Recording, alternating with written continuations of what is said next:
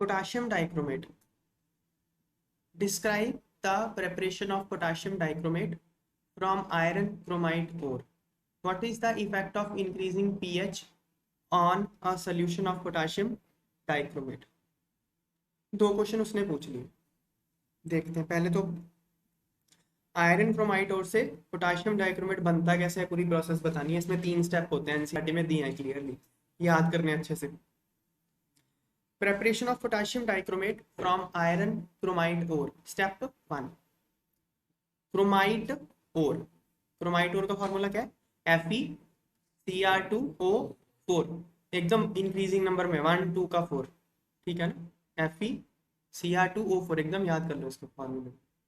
ये तो अनिल कपूर ही है ना, 1 2 का 4 कर रहा है। FeCr2O4 chromite ore is fused with sodium और पोटाशियम कार्बोनेट, सोडियम या पोटाशियम कार्बोनेट के साथ इसको फ्यूज कर देते हैं in free excess of air, air की प्रेजेंस में।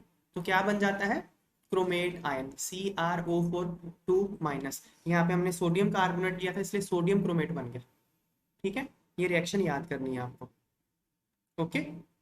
आयरन क्रोमाइट और से क्या बन गया, सोडियम क्रोमेट बन गया।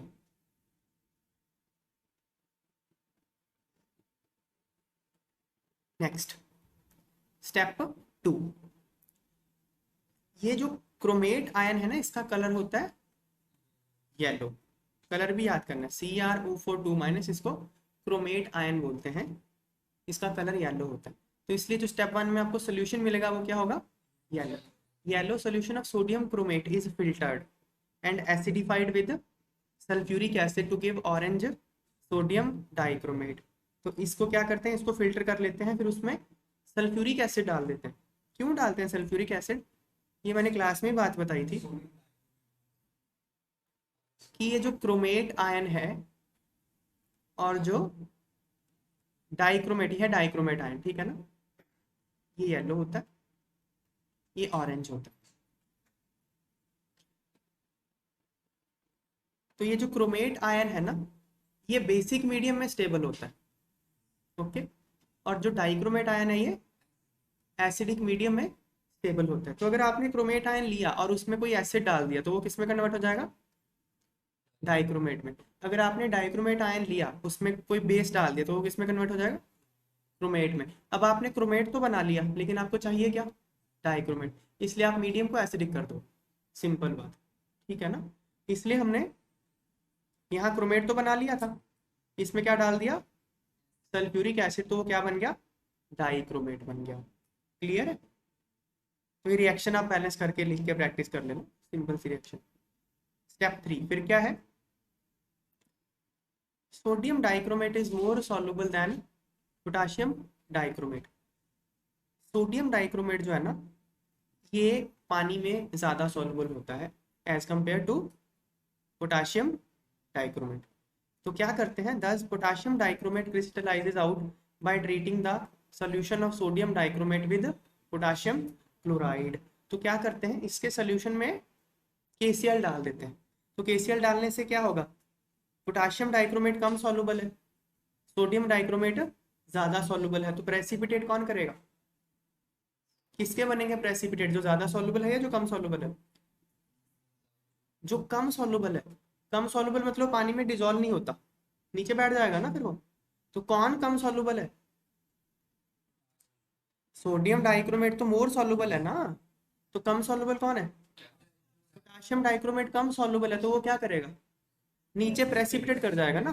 तो आपको तो प्रेसिपिटेट बनाना था ना उसका, तो आपने पोटाशियम डाइक्रोमेट का प्रेसिपिटेट अलग कर लिया, बन गया पोटाशियम डाइक्रोमेट, लो यही तो बनाना था। 3 स्टेप समझ में आ गए।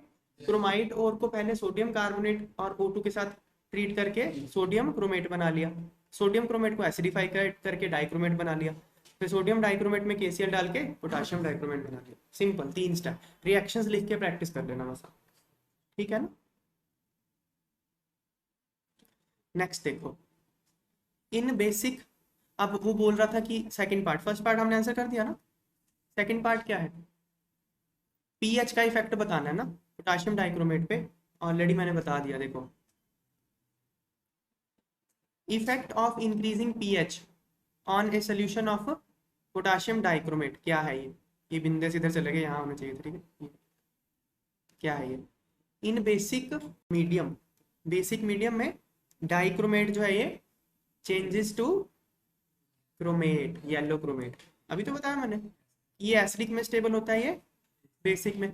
तो अगर आप मीडियम बेसिक करोगे तो डाइक्रोमेट किस में बदल जाएगा? क्रोमेट में बदल जाएगा, दैट्स इट। ठीक है, नेक्स्ट क्वेश्चन।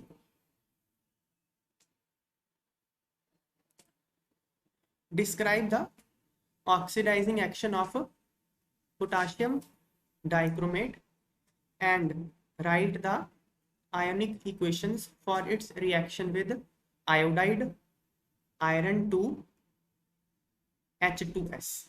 ओके, अब देखो अगेन, ये ना एसिडिक मीडियम में बैलेंस करी हुई है सारी रिएक्शंस। इस रिएक्शंस को याद नहीं करना, जैसे मैंने आपको पोटेशियम पर मैंगनेट की एक एक रिएक्शन बैलेंस करके दिखाई थी ना, वैसे ही आप इसको भी प्रैक्टिस कर लोगे, इसमें याद नहीं करना होता ज़्यादा। ठीक है, तो देखो पहली बात, मैं आपको सारे रिएक्शन बैलेंस करके दिखाता हूँ। ठीक है, तो चलो पहले आंसर पढ़ देता हूँ, आपको इसी सीक्वेंस में लिखने की जरूरत नहीं है आंसर, पर जो पहले लिखा है उसको पढ़ देता हूँ। Chromium in +6 oxidation state in dichromate ion is reduced two chromium 3+। ये ना एक ऑक्सीडाइजिंग एजेंट होता है, देखो Cr2O7 2-। इसमें पहले क्रोमियम का ऑक्सीडेशन नंबर निकालो, x मान ले, 2x प्लस ऑक्सीजन 7 है और एक का -2 होता है, टोटल चार्ज कितना है? -2, x कितना आ जाएगा? +6। तो इसमें क्रोमियम +6 में है। जब ये ऑक्सीडाइजिंग एजेंट का काम करता है तो खुद रिड्यूस होता है, खुद रिड्यूस होकर कहाँ जाता है? क्रोमियम 3+ में जाता है। ठीक है, अब इस इक्वेशन को बैलेंस करूंगा मैं, कैसे बैलेंस करूंगा? AOHC, आओ हरियाणा चले या हॉलैंड चले, जहां जाना चले, हल्दीराम भी जा सकते हो। तो सबसे पहले ए, एटम्स अंडरगोइंग ऑक्सीडेशन और रिडक्शन, जो कि क्रोमियम है ना। तो क्रोमियम कितने इधर, 2 इधर, 2 कर लूं मैं। फिर क्या बैलेंस करना है? ऑक्सीजन यूजिंग वाटर, लो जी कर लिया ऑक्सीजन बैलेंस। फिर हाइड्रोजन यूजिंग H+, कर ली बैलेंस। फिर इलेक्ट्रॉन, फिर चार्ज यूजिंग इलेक्ट्रॉन, देखो यहाँ चार्ज कितना है? +12, -2 इसका, +14 इसका, तो +12। तो यहाँ कितना है? +6। तो रिएक्टेंट साइड में 6 कम करना पड़ेगा ना, +12 और यहाँ +6 है, तो यहाँ 6 इलेक्ट्रॉन ऐड कर लो, 6 इलेक्ट्रॉन ऐड कर लोगे तो इधर भी +6 हो जाएगा ना। फिर देखो ये बैलेंस होगी इक्वेशन, यही मैंने यहाँ शो की हुई है। ठीक है ना बात है? Okay clear. फिर क्या है देखो, अब आप ये रिएक्शन ना भी लिखते इस क्वेश्चन में, इसकी जरूरत नहीं थी। खैर ये मैंने हाफ रिएक्शन बैलेंस करी है, इसको बोलते हैं रिडक्शन हाफ रिएक्शन। इसमें क्रोमियम क्या हो रहा है? +6 से +3 रिड्यूस हो रहा है, ये रिडक्शन हाफ रिएक्शन है। ठीक है ना। तो अब क्या है, ये नेट रिएक्शन लिखी हुई है। आयोडाइड, आपको याद क्या रखना है कि जो डाइक्रोमेट है वो I- को किस में ऑक्सीडाइज कर देता है? I2 में। अब तक हमने आयोडाइड के 2 रिएक्शन और करे हैं। KMnO4 एसिडिक मीडियम में I- को I2 में ऑक्सीडाइज करता है, और KMnO4 बेसिक मीडियम में या न्यूट्रल मीडियम में, स्लाइटली बेसिक मीडियम में I- को आयोडेट में ऑक्सीडाइज करता है, IO3- में। ठीक है ना। अब डाइक्रोमेट क्या करता है? I- को I2 में ऑक्सीडाइज करता है। बस ये बात आपको याद रखनी है, बाकी आप रिएक्शन अपने आप बैलेंस कर सकते हो, वो मैं करके दिखाता हूँ। देखो Cr2O7 2- प्लस I-, ये I2 बनेगा, ये आपने याद करना है। प्लस ये किस में बदलेगा? क्रोमियम 3+ में ना, +6 से +3 जाएगा ना। अब एन फैक्टर मेथड से बैलेंस कर लेते हैं। देखो इसका ऑक्सीडेशन नंबर +6 है, इसका +3, इसका एन फैक्टर कितना आएगा बताओ? किसको पता बताओ? चेंज कितना है? 3 का। नंबर ऑफ एटम्स कितने हैं? 2, तो 3 × 2, एन फैक्टर कितना आएगा? 6 आएगा, है ना। इसका देखो -1 से 0 चला गया, तो चेंज कितने का आया? 1 का। नंबर ऑफ एटम्स कितने हैं? 1। I- में तो 1 ही है ना, तो इसका एन फैक्टर कितना आएगा? 1 आएगा। अब क्या करेंगे? Cross multiply with n factor, तो इसको 6 लिख लिया, इसको 1 लिख लिया। अब कोड क्या लगेगा? AOHC, atoms undergoing oxidation and reduction, मतलब क्रोमियम एंड आयोडाइड, इसको बैलेंस करेंगे हम। क्रोमियम यहाँ 2 है तो यहाँ 2 कर लो, आयोडीन यहाँ 6 है तो इधर 3 कर लिया, ये बैलेंस हो गया। अब ऑक्सीजन बैलेंस करेंगे यूजिंग वाटर, हो गया बैलेंस। अब हाइड्रोजन बैलेंस करेंगे यूजिंग H+14H+। चार्ज बैलेंस करने की जरूरत नहीं होती जब आप फुल इक्वेशन को बैलेंस करते हो ना। देखो ये थी हाफ रिएक्शन, सिर्फ इसमें रिडक्शन हो रही थी, ये तो फुल रिएक्शन है ना, इसमें ऑक्सीडेशन भी हो रही है, रिडक्शन भी हो रही है। इस तरह के रिएक्शन में इलेक्ट्रॉन आते ही नहीं है, तो चार्ज ऑटोमेटिकली बैलेंस हो जाता है।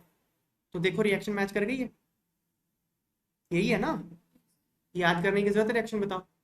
नहीं जरूरत, याद क्या करना है कि I-I2 में ऑक्सीडाइज होगा, ये याद करना है कि I-I2 में ऑक्सीडाइज होगा डाइक्रोमेट के साथ, ठीक है ना। दूसरी बात, वो किसकी पूछ रहा है, Fe2+ की पूछ रहा है।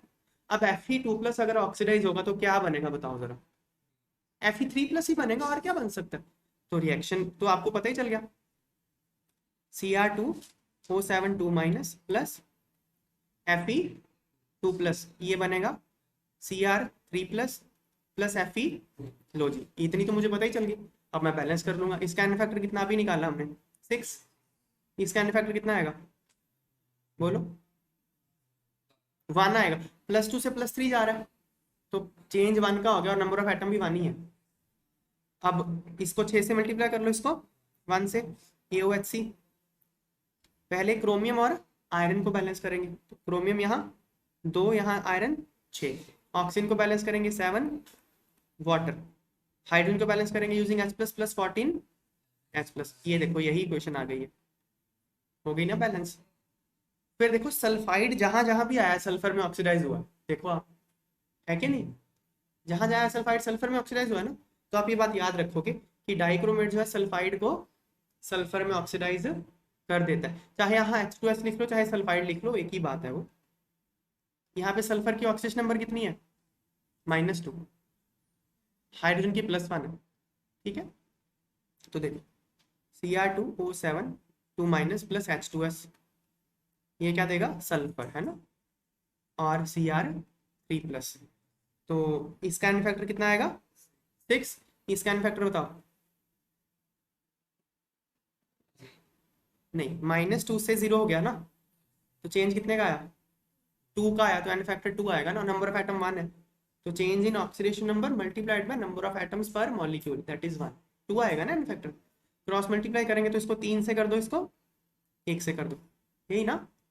तो अब AOHC लगाओ, पहले क्रोमियम और सल्फर को बैलेंस करेंगे। क्रोमियम यहाँ 2 लगा दिया, सल्फर यहाँ 3 लगा दिया। अब क्या बैलेंस करना है, ऑक्सीजन यूजिंग वाटर 7H2O। अब हाइड्रोजन बैलेंस करना है ना, तो यहाँ ऑलरेडी 6 पहले से थे, यहाँ पे 14 हो गए, तो 8 कम है ना, +8H+, हो गई बैलेंस। ये इक्वेशन ना बैलेंस करके जरूर देखनी है, नहीं तो ये पूरी नॉलेज खो जाएगी दिमाग से, ठीक है।